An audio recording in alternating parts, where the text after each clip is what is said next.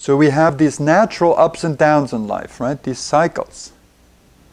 So you're happy, and then you're going on a trip, and you're in LA, and you're comparing your body with everybody else's body, and of course it falls pitifully short, and you're absolutely miserable, and you think you're the most unattractive human being in the universe, and so on, right? So you just slid all the way down here, and you're just in misery, and you're a victim of your own mind, and then eventually you're going to climb back out of that, and you're going to be okay again, right? So that's what I mean by hills and valleys, right? We all know them.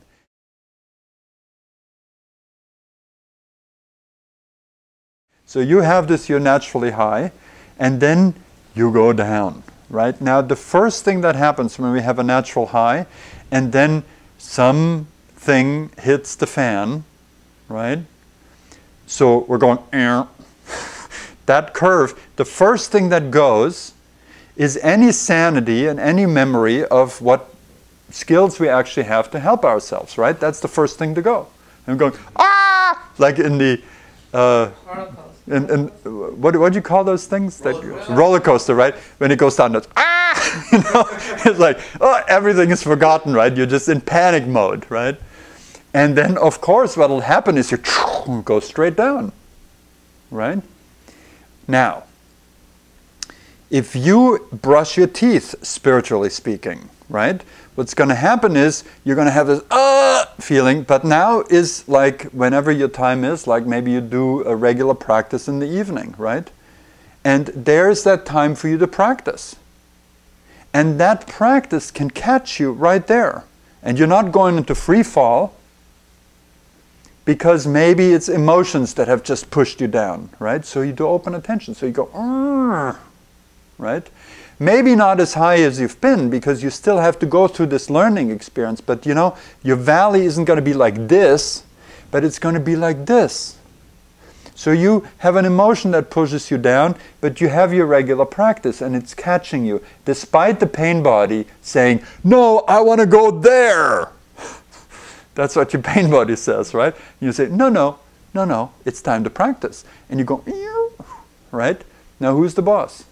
You are, not the pain body, right? But the pain body is still active now. It just has this period. It's still alive now, right? So it comes up with stressful thoughts later. You're going down again, right? Next day, right? But here's your practice, and you do the work. Now you're not as high as you were, but you're not as low either as you would be otherwise, right? So then you're here. Then something else happens, like you notice the pain body coming in, and you start a fight with somebody you actually love, right? So you go, but then you get to really see the pain body. You get to look straight at it, and guess what happens to the pain body then?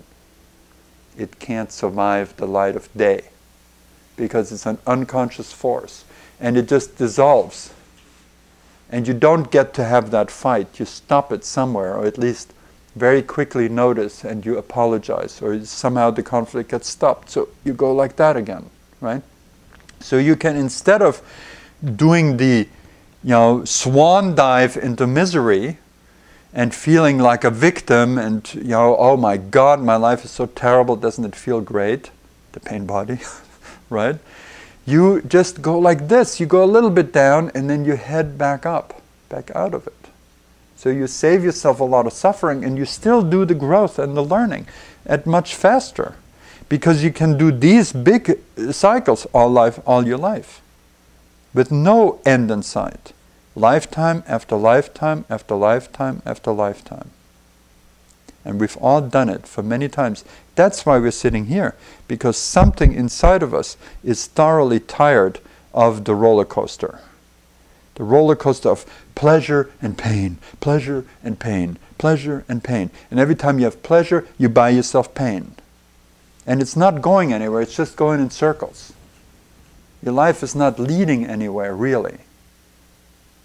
But when you have that spiritual awareness that you can become free of this, and you don't even have to call it spiritual, it's just a word, right?